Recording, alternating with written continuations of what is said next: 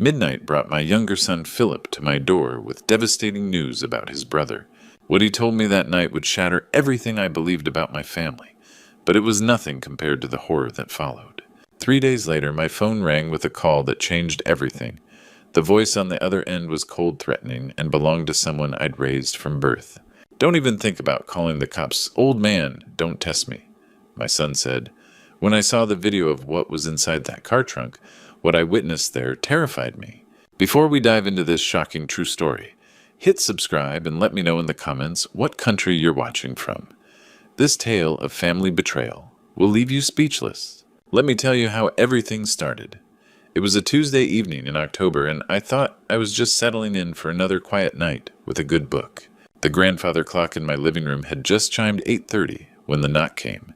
Sharp, urgent raps that shattered the peaceful silence of my Westfield, Illinois home.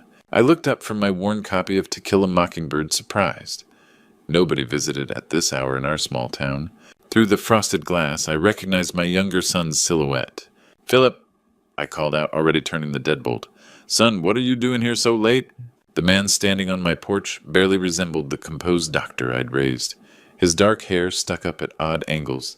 His usually pristine white shirt was wrinkled, and dark circles shadowed his eyes. "Dad?" His voice carried a weight I hadn't heard since we buried his mother. "I'm sorry to barge in like this. I needed to see you. Come on in before you catch your death." I stepped aside, watching him enter with the careful movements of someone carrying invisible burdens. "You look terrible. When's the last time you ate—" "I'm not hungry." He hung his coat with mechanical precision. "How are you feeling?" "Dad, any more dizzy spells?" "Nothing Doc Henderson's pills can't handle. Blood pressure acting up, but that's what happens at 70. I studied his face, noting the tremor in his hands. "Philip, what's got you so wound up?" We settled into the living room, him on the couch where his mother used to sit me in my leather recliner. The silence stretched between us, filled only by the steady tick-tock of the grandfather clock. "How's Vincent doing?" I asked, trying to ease whatever had my son tied in knots. "Haven't seen him and Natasha since last month's dinner. That clinic keeping him busy." Philip went pale at his brother's name. He leaned forward, hands clasped so tight his knuckles turned white. "Dad, I need to tell you something about Vincent, about his clinic, about what he's been doing there." A chill ran down my spine. In 45 years of raising these boys, I'd learned to tell the difference between teenage trouble and something serious. This was the latter. "What kind of something?" Philip looked up, and I saw real fear in his eyes. "He's running an illegal prescription operation, Dad. Opioids. Hundreds of pills going to people who don't need them, sold on the street for cash. Vincent's not just prescribing medicine anymore." His voice cracked. "He's dealing drugs." The words hit like a physical blow. I gripped my chair arms, leather creaking under my fingers. Vincent, my firstborn. The boy who'd wanted to be a doctor since age 8. Who'd graduated top of his class, who'd made me so proud when he opened his practice. My throat felt like sandpaper. "How long have you known—" "3 weeks." The grandfather clock chimed 9 times each note, hanging in the air like an accusation. I stared at my younger son, trying to process that one of my boys was a criminal, while the other had been carrying this burden alone. Then Philip's voice dropped to almost a whisper, and what he said next made me realize this nightmare was just beginning. "Dad, there's more. Much more that you need to know." The leather briefcase clicked open on my dining table, and Philip spread documents across the polished oak surface like evidence at a crime scene. "Let me show you exactly what your son has done," Philip said, his voice taking on the clinical tone he used at the hospital. I moved closer, adjusting my reading glasses as prescription pads, patient files, and bank statements filled my vision. Vincent's prescription log from the past 6 months. Philip tapped a thick stack of carbon copies. 217 opioid prescriptions per month, Dad. The average family practice writes maybe 30. I picked up one of the forms, recognizing Vincent's familiar scrawl. OxyContin 80 milligrams, fentanyl patches, morphine tablets, dosages that seemed impossibly high. "Some of these patients see Vincent every week getting refills that should last months." Philip pulled out a photograph of a young woman climbing stairs, laughing with friends outside a nightclub. Sarah Martinez, age 24, supposedly suffering from chronic back pain, severe enough to require military-grade painkillers. "She's selling them," I whispered. $50 a pill on the street? But that's not the worst part. Philip's jaw tightened as he slid 3 death certificates across the table. 3 people have died, Dad. Overdoses traced back to Vincent's clinic. My hands shook as I read the names. Michael Thompson, 19. Lisa Rodriguez, 22. David Taylor, 17. Kids who'd never see another Christmas because my son had chosen profit over his oath. $2 million. Philip pointed to bank statements showing deposits far exceeding any legitimate medical practice. That's what Vincent has made this past year. How? Natasha. He pulled out incorporation papers for Wellness Solutions Consulting, LLC. She set up a fake business to launder the money. On paper, Vincent's clinic pays her company for patient wellness consultations. In reality, she's washing drug money through a shell corporation. I sank into a dining room chair, the weight pressing down on my chest. The son I'd been so proud of had become everything I'd raised him not to be. The pattern's clear in the pharmacy records, Philip continued. Vincent writes prescriptions, patients fill them at different pharmacies to avoid suspicion, then sell to dealers who distribute throughout the county. How did you discover all this? Patient complaints at my hospital, families asking questions about overdose loved ones. I started connecting dots following paper trails. Philip's voice cracked. I've been documenting everything for weeks, Dad. Every prescription, every transaction, every death. As he spoke, a strange sensation washed over me. The room tilted slightly, and I gripped the table edge. My chest felt tight, with an odd metallic taste in my mouth. You okay, Dad? I've been having these strange symptoms lately. I managed pressing my hand to my chest, where my heart beat irregularly. Dizzy spells, chest pains, feeling weak. Philip's face went white as fresh snow, and I saw something in his eyes that made my blood turn to ice. Not just concern, but recognition. Philip was already moving toward my medicine cabinet before I could finish describing the chest pains. The look on his face, that clinical mask doctors wear when they're trying not to alarm patients, told me this wasn't just concern. This was professional suspicion. Dad, show me your heart medication, all of it. I led him to the kitchen where I kept my daily pill organizer, the same blue plastic container Martha had bought me years ago. Philip picked up the bottle, examining the pills under the kitchen light. He rolled one between his fingers, held it up to his nose, even broke one in half. When did you last refill this? 3 weeks ago. Vincent called it in, said it would save me a trip to the pharmacy. The words felt like ash in my mouth. He's been handling my prescriptions for 6 months since my insurance got complicated. Philip's jaw tightened. We need these tested. First thing tomorrow, we're seeing Dr. Sandra Brooks.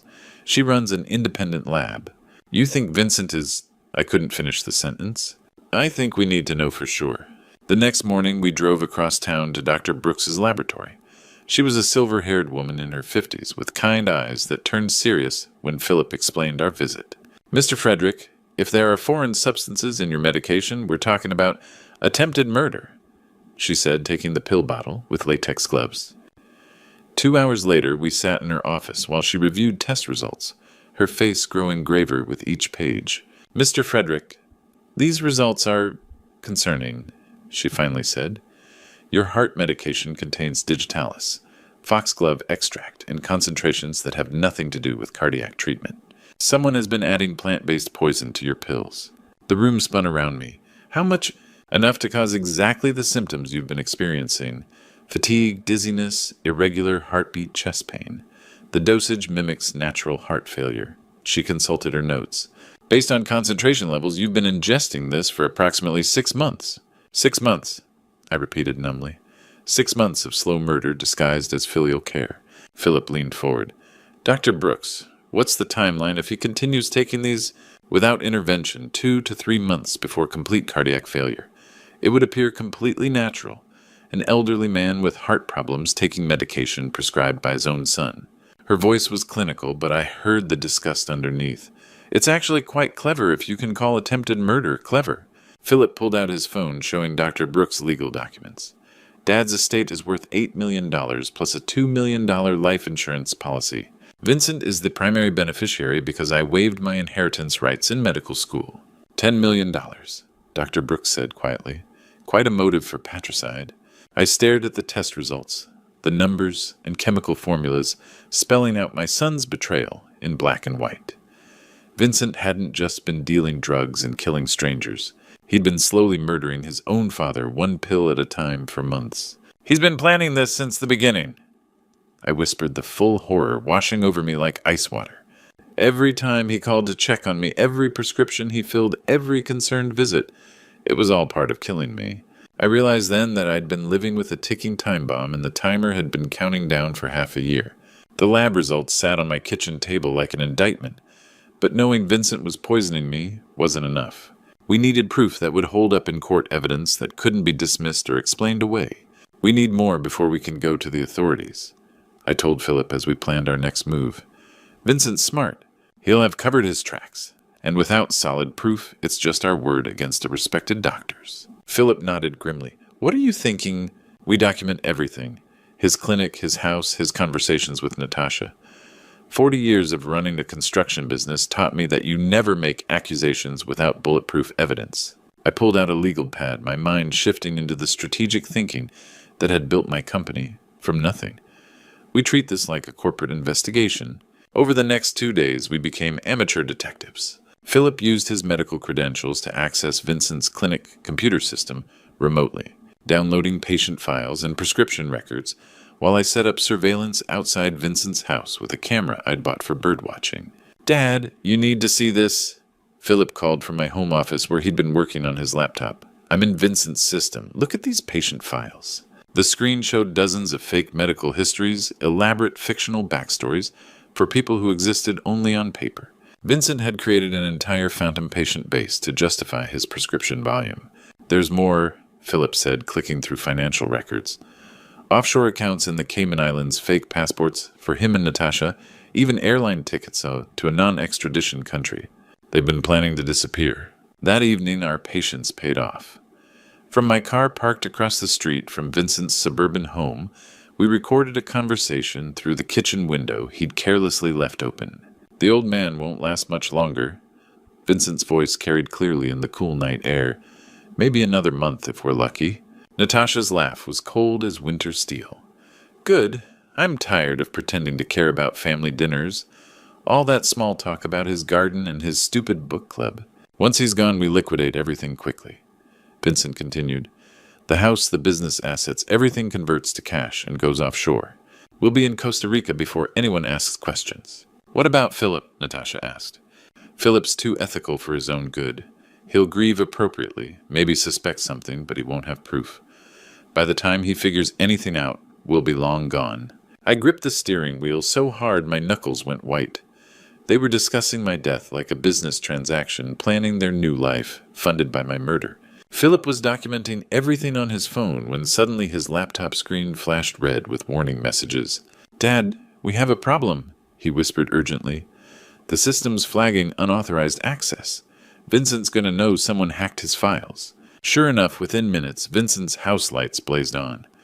Through the window, we could see him frantically checking his computer, his face illuminated by the screen's glow. He knows, Philip said, closing his laptop.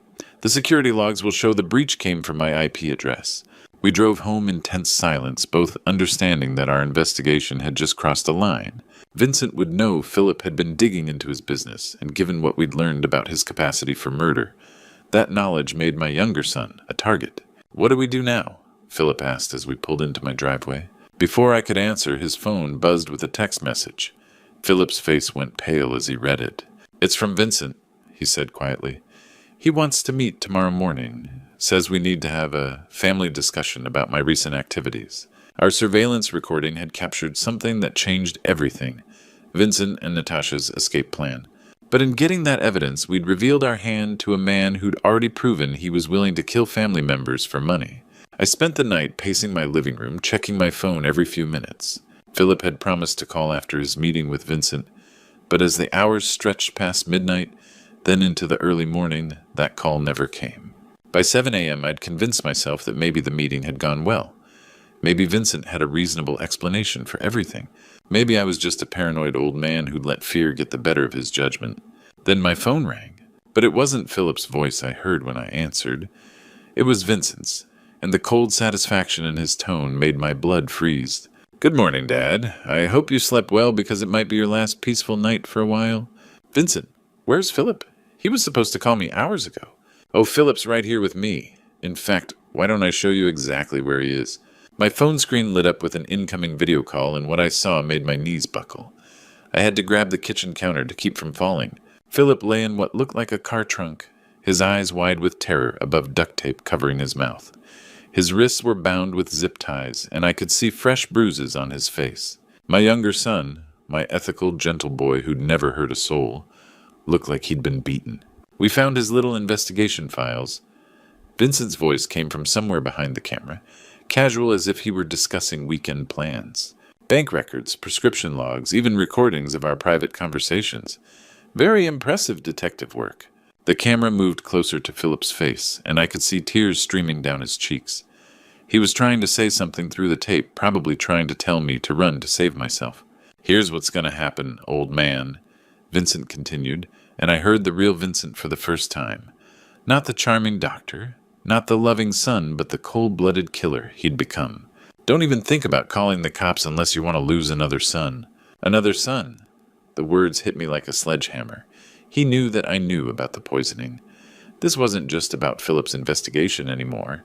This was about Vincent cleaning up loose ends. "I've already killed 3 people for this operation," he continued matter-of-factly. "What's one more family member, or 2 for that matter?"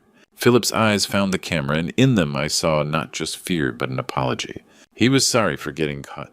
Sorry for putting me in this position.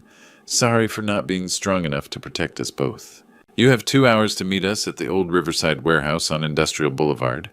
You know the one, where you used to take us fishing when we were kids." Vincent's voice carried a twisted nostalgia that made my skin crawl. "Come alone, and maybe Philip lives to see tomorrow. Bring police, FBI, anyone in uniform, and I promise you'll be burying your last living son." The video call ended, leaving me staring at my phone's blank screen in the sudden silence of my kitchen. The grandfather clock in the living room ticked away the seconds, each one bringing me closer to a decision that would determine whether Philip lived or died. 2 hours, 120 minutes to figure out how to save my son from his own brother. I looked at the bottle of heart medication sitting on my counter, the pills that had been slowly killing me for 6 months, and realized that Vincent had been planning this moment all along. He'd been preparing to eliminate both of his family's loose ends, but he'd made one crucial mistake. He'd underestimated what a father would do to save his child. The Riverside warehouse loomed against the gray October sky like a monument to abandoned dreams. I'd driven past this place 1,000 times over the years, remembering the weekend fishing trips when the boys were small, when Vincent still called me Daddy, and Philip collected smooth stones along the riverbank. Now I was here to negotiate for my son's life with a killer who happened to be my firstborn. Vincent's black sedan sat in the shadows of the loading dock. As I parked my truck and walked toward the rusted metal door, I could feel my heart hammering against my ribs. Not from the digitalis this time, but from pure, concentrated fear. The warehouse door creaked open before I could knock.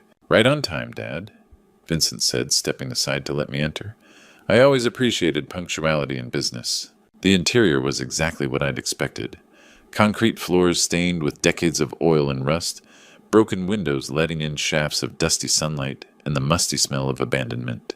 But what made my breath catch was the sight of Philip, still bound and gagged, propped against a concrete pillar 20 feet away. "Let's discuss terms for Philip's life," Vincent said, gesturing toward a pair of folding chairs arranged in the center of the space. Natasha stood behind Philip, one manicured hand resting on his shoulder with deceptive gentleness. "What do you want?"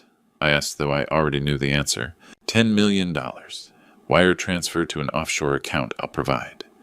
Vincent's voice was businesslike, as if we were negotiating a construction contract. "You have 48 hours to arrange the transfer. That's everything. The house, the business, the life insurance, all of it." "Exactly." Vincent smiled, and for a moment he looked like the little boy who used to help me build birdhouses in the garage. We've done the math very carefully. I reached into my jacket pocket, pretending to look for a pen while actually starting the recording app on my phone. If I was going to die here, at least there might be evidence left behind. What happens after I transfer the money? We disappear. Private jet to a country with no extradition treaty. New identities, new lives funded by your generous contribution to our retirement plan. Vincent leaned back in his chair, completely at ease. "Philip lives, you get to die naturally from your heart condition, and everyone's happy." Natasha laughed a sound like breaking glass. "We've been planning this for 2 years, Mr. Frederick. Every detail worked out perfectly." 2 years, I repeated, letting the full scope of their betrayal sink in. You've been planning to murder me for 2 years. Planning to inherit from you, Vincent corrected. The murder part was just accelerating the timeline. You were always going to die, Dad. We just moved up the schedule. The casual way he discussed my death, like adjusting a business meeting, made my stomach turn. This wasn't my son anymore. This was a stranger wearing Vincent's face. And if I refuse, Vincent nodded toward Natasha, who produced a small pistol from her purse and pressed it against the back of Philip's head. My younger son's eyes went wide above the duct tape. Then Philip dies right now, and you die slowly over the next 2 months, from digitalis poisoning. Either way, we get the money eventually. This way just saves everyone some suffering. I looked at Philip, seeing the fear and apology in his eyes, then back at Vincent. My son, my killer. 48 hours, I said quietly. 48 hours, Vincent confirmed. Don't disappoint me, Dad. And remember, no police, no FBI, no cavalry riding to the rescue. Just you, me, and a simple business transaction. As I walked back to my truck, I realized that Vincent had made a critical error. He thought he was negotiating with a helpless old man. He had no idea he was dealing with a father who would move heaven and earth to save his child. I didn't even make it home before pulling into the FBI field office parking lot. The recording of Vincent's confession was still fresh on my phone, and every minute that passed brought me closer to losing Philip forever. 20 minutes later, I sat across from Agent Sela Rodriguez in a sterile conference room, watching her dark eyes grow serious as she reviewed our evidence. Mr. Frederick, we can help you save your son, she said after listening to the warehouse recording. But your older son has killed 3 people and poisoned you for 6 months. He won't hesitate to kill Philip if he suspects a trap. What choice do I have? Agent Rodriguez spread the lab results and bank statements across the table. More leverage than you realize. This evidence can bring down Vincent's entire operation, but we need him alive. Within an hour, the room filled with bank officials and technical specialists. Agent Rodriguez outlined the plan. We set up the wire transfer as Vincent requested, but the money gets tagged with tracking devices. Paul Anderson from First National will handle the technical side. Paul Anderson, a nervous man in his 50s, explained how they'd embed GPS trackers in the cash bundles. The moment Vincent takes the money, we know his exact location. Anderson said. What about Philip? I asked. That's the complicated part, Agent Rodriguez admitted. We'll have surveillance teams positioned around the exchange location. You'll wear a wire and act normal. When Philip's safe, you give us the signal. What signal? Touch your watch 3 times. She leaned forward, her expression grave. I won't lie to you. This is dangerous. If Vincent suspects anything, Philip could die before we reach him. And if I just pay the ransom, he kills you both anyway. Men like Vincent don't leave witnesses, especially family members who know too much. I stared at surveillance photos of Vincent's clinic, thinking about the boy who used to climb into my lap for bedtime stories, who'd cried when his goldfish died. 47 hours, I said, checking my watch. We'll be ready. Wire transfer set up by tomorrow morning, surveillance teams in position, and my phone rang. Vincent's name appeared on the screen. Answer it, Agent Rodriguez whispered, signaling to a technician who started recording. Act normal. Hello, Vincent. Change of plans, Dad. We're moving the meeting up and changing the location. I'll text you the new address in 1 hour. Come alone, bring the wire transfer confirmation, and don't be late. The line went dead. Agent Rodriguez was already barking orders into her radio. All teams, we have a location change. Stand by for new coordinates. She turned back to me, face tight with concern. This complicates things. Less time to set up surveillance. Less time to position our people safely. My phone buzzed with a text message. Private airfield hangar. 7 Route 45. 1 hour. Don't disappoint me. An airfield, Agent Rodriguez muttered, studying the address. Isolated location, multiple escape routes, probably where they planned to fly out anyway. She looked at me grimly. This just became much more dangerous. The private airfield stretched out under gray October clouds, like something from a movie. Empty runways, abandoned hangars, and the kind of isolation that made perfect sense for criminals planning their escape. A sleek white jet sat on the tarmac near Hangar 7 engines, already warming up. The money better be real, old man, Vincent called out as I approached, his voice carrying across the empty space between us. He stood near the aircraft stairs with Natasha beside him, both of them looking like they were dressed for vacation rather than extortion. Philip sat on the ground nearby, still bound, but alert, his eyes tracking my movement with desperate hope. It's real, I said, holding up the briefcase Paul Anderson had given me. $10 million, just like you wanted. Vincent gestured for me to approach slowly. Open it. Let me see. I set the case on the concrete and clicked it open, revealing neat stacks of $100 bills. Each bundle contained a GPS tracker invisible to the naked eye, but Vincent didn't need to know that. Beautiful. Natasha breathed, her eyes lighting up with greed. Just like we planned. Vincent knelt beside the case, running his fingers through the cash like a man touching his dreams. You know, Dad, I almost feel bad about this. Almost. Philip managed to work the duct tape loose from his mouth. Dad, don't give them anything, he whispered urgently. They're going to kill us both anyway. Vincent's head snapped up and I saw the cold fury in his eyes. Still playing the hero, little brother? He reached inside his jacket and pulled out a black pistol, pressing it against Philip's temple. Maybe it's time you learned when to keep quiet. My heart hammered against my ribs as I watched my older son hold a gun to my younger son's head. This was the moment Agent Rodriguez had warned me about. The point where everything could go wrong in seconds. Vincent, please, I said, slowly reaching up to touch my watch. Once, twice, 3 times. Please what? Please don't kill the only witness who can tie us to your murder. Vincent's finger tightened on the trigger. You raised us to be practical, Dad. This is practical. The FBI agents seemed to materialize from thin air. One moment the airfield was empty except for us, the next. It was swarming with black-clad figures emerging from behind hangars, vehicles, and equipment sheds. FBI, drop your weapons. Chaos erupted. Vincent spun toward the agents, dragging Philip with him as a human shield. Natasha tried to run for the plane, but made it less than 10 steps before 2 agents tackled her to the concrete. Stay back, Vincent shouted, pressing the gun harder against Philip's head. I'll kill him. I swear to God, I'll pull this trigger. The agents stopped advancing, but they didn't lower their weapons. We were locked in a standoff that could end with my son's brains splattered across the tarmac. Vincent, I said quietly, taking a step toward him, you're still my son. No, I'm not. His voice cracked, and I saw tears streaming down his face. I stopped being your son the day I decided to kill you for money. That's not true. You made terrible choices, but you're still the little boy who used to help me build birdhouses. You're still the son who wanted to be a doctor to help people. Vincent's hand was shaking now, the gun wavering against Philip's head. I can't take it back, Dad. I can't undo what I've done. You can stop it from getting worse. For a long moment, nobody moved. The only sounds were the jet engines and Vincent's ragged breathing. Then slowly, his grip on the pistol loosened. I'm sorry, Dad, he whispered, releasing Philip and letting the gun fall to the ground. I'm so sorry. The FBI agents swarmed forward as Vincent collapsed to his knees, sobbing like the broken man he'd become. 6 months later, I stood in a federal courthouse, watching my eldest son learn his fate.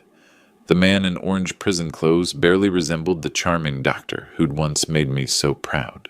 Vincent Michael Frederick. Judge Patricia Hernandez said, You are hereby sentenced to 25 years in federal prison for drug trafficking, attempted murder, and kidnapping. 25 years. Vincent would be 67 when he got out.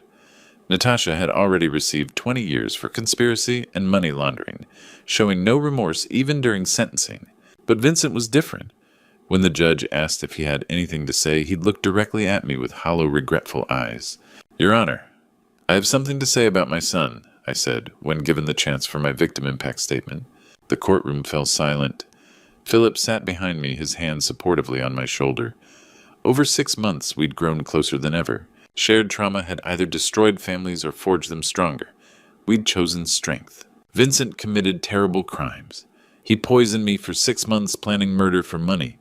He kidnapped his brother. He sold drugs that killed 3 young people. My voice carried clearly, but he's still my son.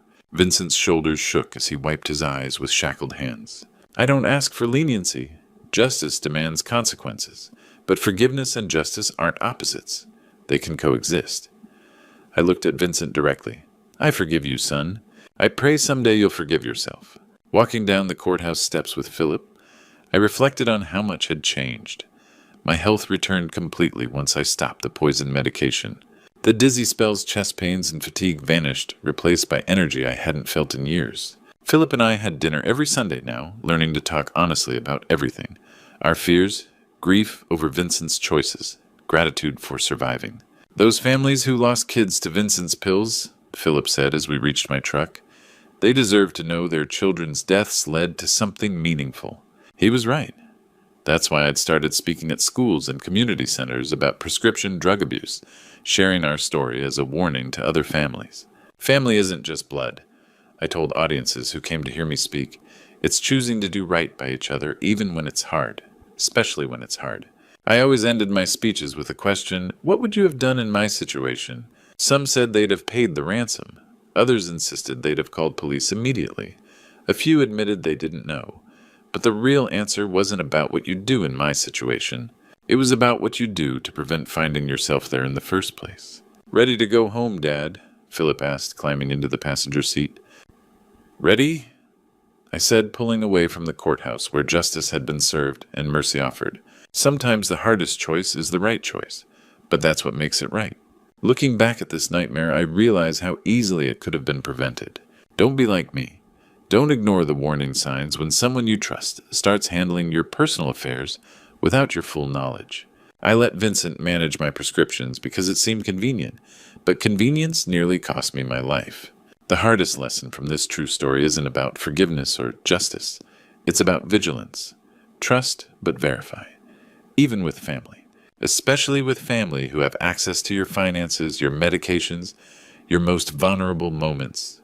These grandpa stories we tell aren't just entertainment, they're warnings wrapped in narrative. I learned that evil doesn't always announce itself with fanfare. Sometimes it comes wearing the face of someone you raised, someone you loved unconditionally. Vincent didn't become a monster overnight.